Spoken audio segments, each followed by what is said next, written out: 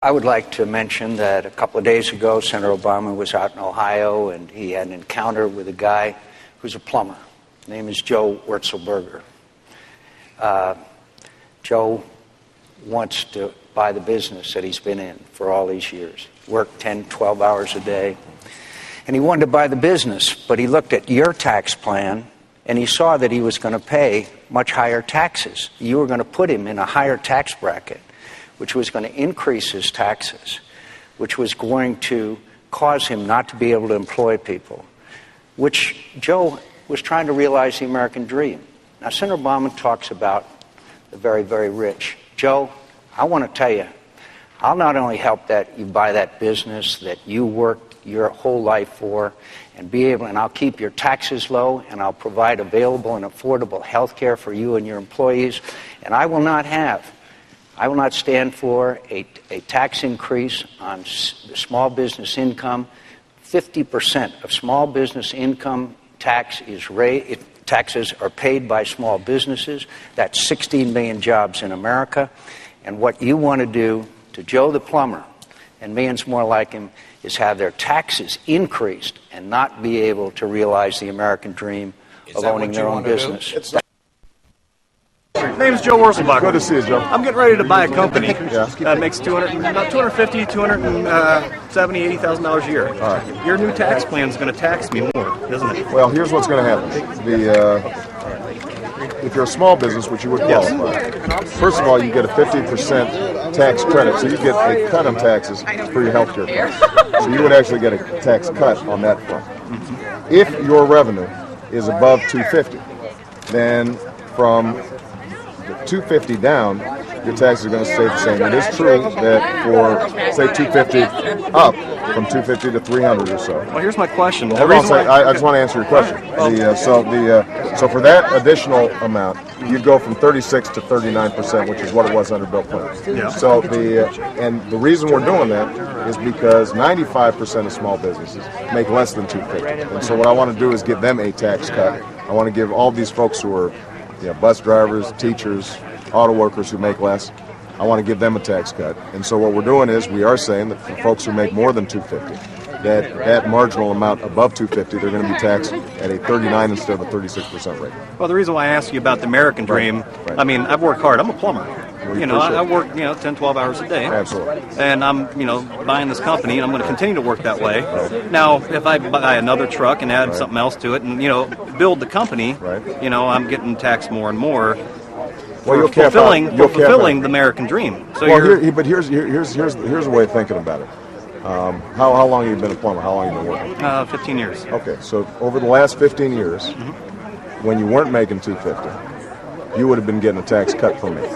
So you'd actually have more money, which means you would have saved more, which means that you would have gotten to the point where you could build your small business quicker than under the current tax code. So there are two ways of looking at it. I mean, one way of looking at it is now that you've become more successul through hard work, you don't want to be taxed as much. Exactly. Which I understand. But another way of looking at it is 95% of folks who are making less than $250,000, they may be working hard too, but they're being taxed at a higher rate than they would be under mine. So what I'm doing is, put yourself back 10 years ago when you were only making whatever, 60 or 70. Under my tax plan, you would be keeping more of your paycheck. You'd be having lower taxes, which means that you would have saved and gotten to the point where you are faster. Now, look, nobody likes high taxes, no, not right? At all. Of course not. So, but what's happened is that we've cut taxes a lot for folks like me who make a lot more than $250,000. We haven't given a break to folks who make less, and as a consequence, the average wage and income for just ordinary folks, the vast majority of Americans, has actually gone down over the last 8 years. So all I want to do is, I've got a net tax cut. The only thing that changes is I'm going to cut taxes a little bit more for the folks who are most in need, and we'll for the 5% of the folks who are doing very well, even though they've been working hard, and I understand that, I appreciate that, I just want to make sure that they're paying a little bit more in order to pay for those other tax cuts. Now, I respect the disagreement, but I just want you to be clear. It's not that I want to punish your success. I just want to make sure that everybody who is behind you, that they've got a chance at success too. It seems like you'd be welcome to a flat tax then. You know, I would be open to it, except for here's the problem with the flat tax.